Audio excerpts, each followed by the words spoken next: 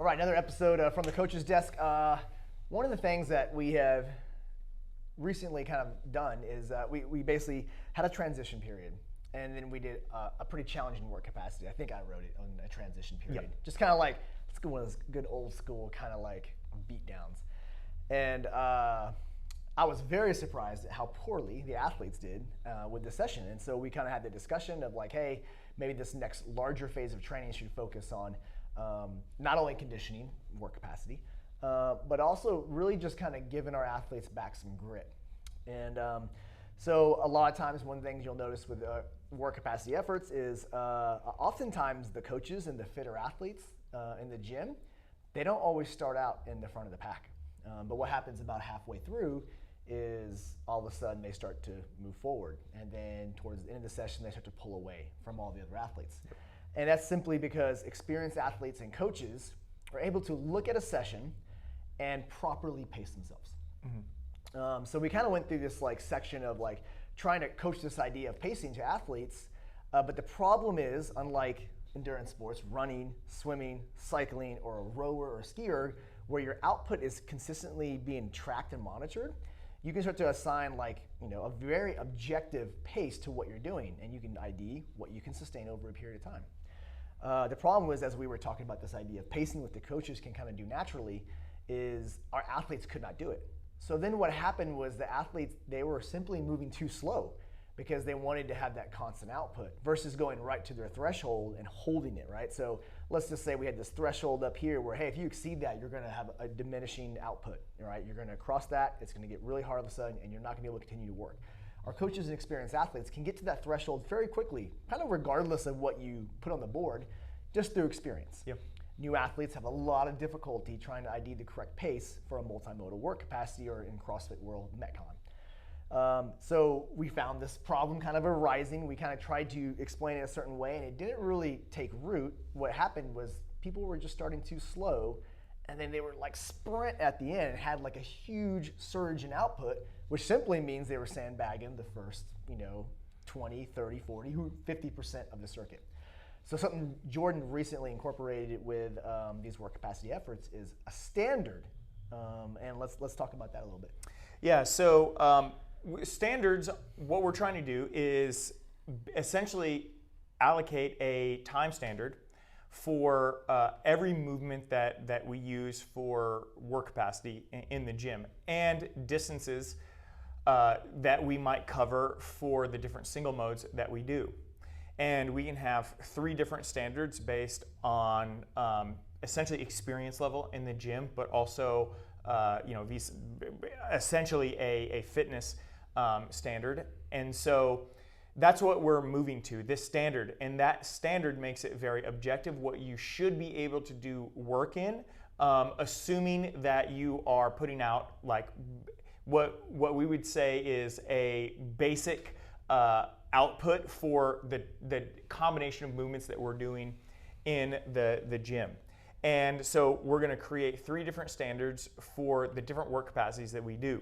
Now, that doesn't mean that these work capacities are going to be standard work capacities, ones that we're going to revisit, because the standards aren't based on the circuit, they're based on the individual movements and the volume that we're doing for every circuit that we do.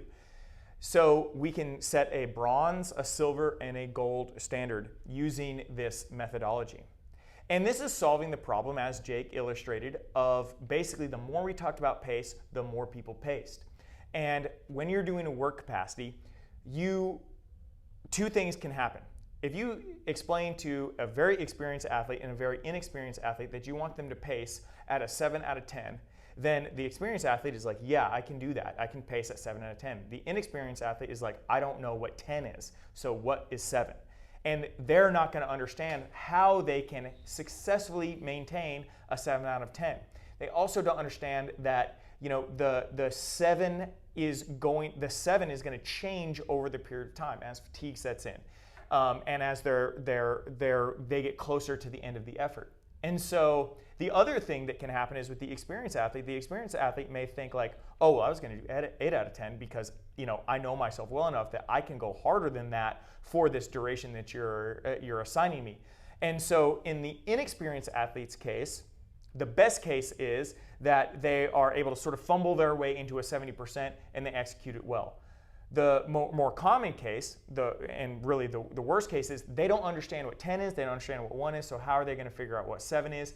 And they don't really end up pacing at all. What they want to do, what they're trying to meet, is that, hey, they said that I should have a steady pace throughout, and it should be a 7 out of 10 throughout, and so I'm just going to run the pace that I know is steady throughout. And it ends up being more of an aerobic movement or aerobic activity than it does an anaerobic activity. They're essentially not going hard enough. That's right. And so it feels very comfortable, yes, but their output is steady because they don't recognize what, maybe it's a 5 they're doing. Yeah. They don't know the difference between 5, 6, or 7, and so they're working well beyond their ability. And they're doing well below their ability. And they're doing exactly what was asked of them.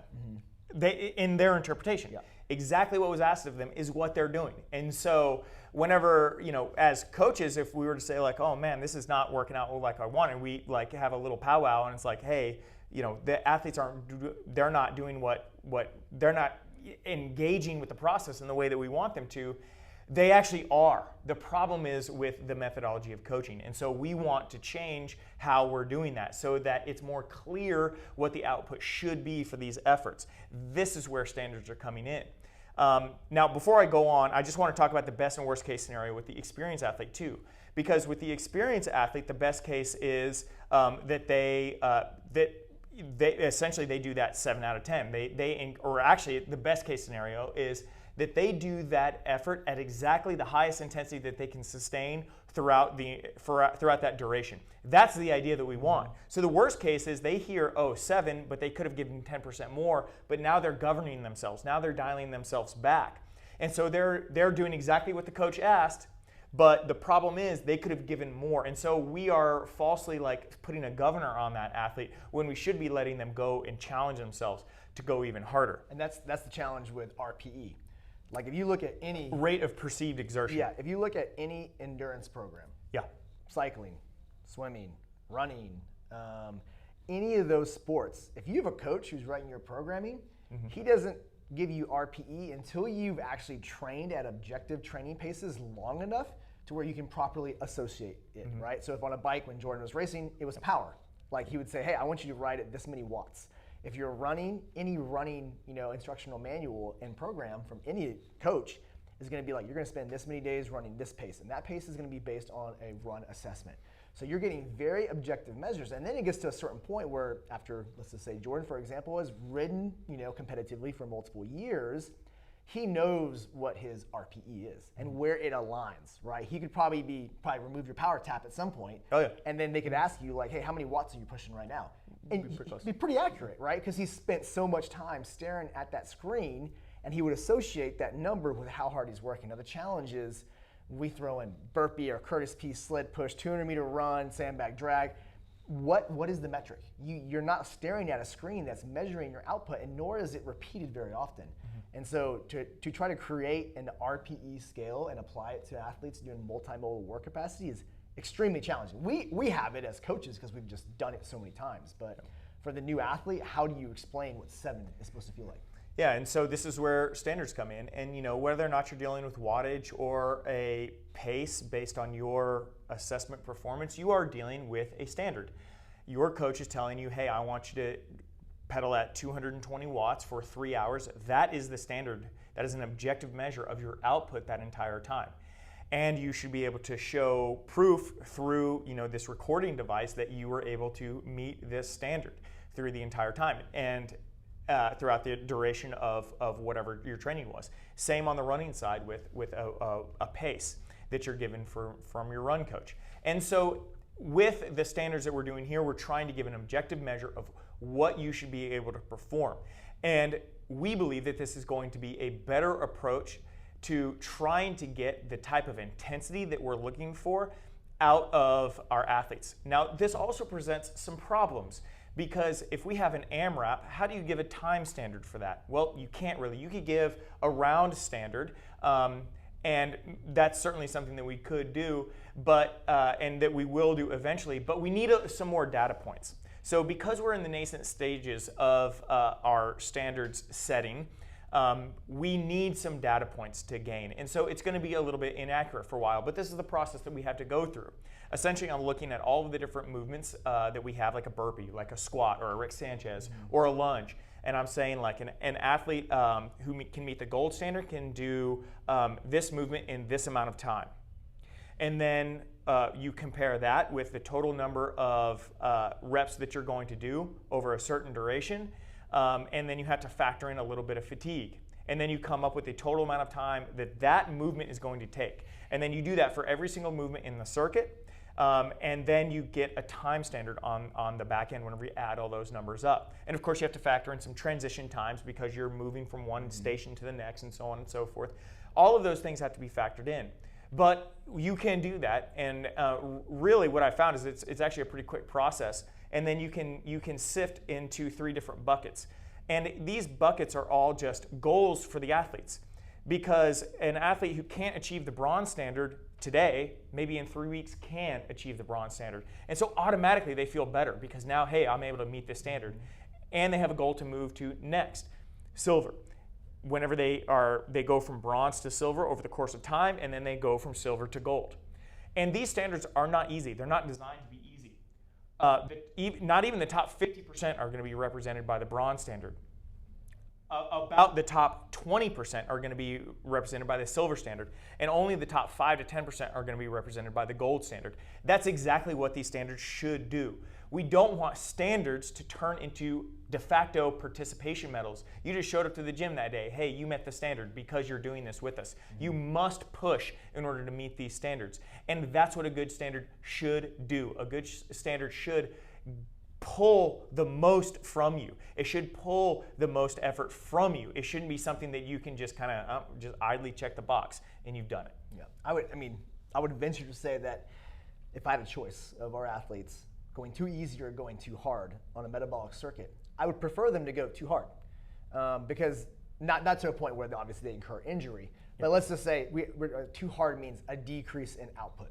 I'd rather them go and maybe overreach a little bit and then be like, oh, I have to back it down a little bit, then go through a 20-minute effort and never even really get close to the threshold and not really start to actually reap the benefits of anaerobic training.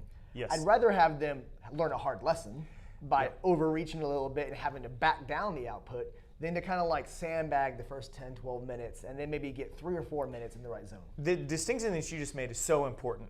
If you go too hard, then you will have to back off of your effort. You cannot sustain an effort that is too hard. That's why it's too hard. And it is a good lesson occasionally to push yourself too hard. I'll do this sometimes, actually. Yeah. I'll go out on round 1, 2, 3, and I'll go way too hard because I want to see where I'm at. I want to see where I'm at, and then be forced to back off, and then you have to recover, and it sucks because it's like, oh my God, how am I going to keep doing this? But you are going to recover, and then your effort's going to come back up and kind of meet that threshold. But it's such an important distinction that going too hard will force you to decrease. The perfect effort is going to be one where you can come up. It's the maximum one that you can do and sustain. If you are going too easy, then you are never in danger of falling off for that duration, and you can just maintain it, but you can maintain it easily. It's not the maximum one that you can maintain. And you probably know this. You probably know it somewhere, right? You may not want to admit it to yourself, but you know. And so I would rather have people go too hard and go above that line, have to come back down, struggle to recover, and then get back up to that line. That's a much better experience for that athlete because now they've learned something from that. You don't really learn anything from going too easy. And I would say, like obviously a lot of our athletes, soldiers, law enforcement, whatever, there's definitely some value to overreaching on a metabolic circuit and then having to continue to work, right, even through decreased output, yes, and then absolutely. learning to recover. And the bottom line is a little bit on the LEO side, but definitely so on the military side, is it's not a 20-minute AMRAP. You don't know what you're going to encounter. And bottom line is sometimes you have to go too hard because your life or the life of others are at stake. And so there is a possibility that, a very good possibility, that you will physically overexert yourself, but the fight might still be going on. And now you have to reset, recover, and then continue to do your job. And so I think for the tactical athletes out there, that probably is some good value in going out and going too hard intentionally off the bat, and then moving into like whether it's a secondary circuit or a continuation of the first one, and then forcing you and your team to learn to recover while continuing to work and not just getting done and laying down, right? I think there is some value to that for those specific individuals out there. It's not, obviously, their profession is not like a CrossFit competition. It's not a 20-minute gym training session. It's a little more open-ended in nature. That's right. That's right. Not only is that going to set a high standard for you and your guys, it's going to also teach the lesson of the importance of recovery, and it's going to educate them on what they could possibly sustain. Mm-hmm. And you know, the old cliche is true. Nobody rises to a low standard. That's just how it works. Mm-hmm.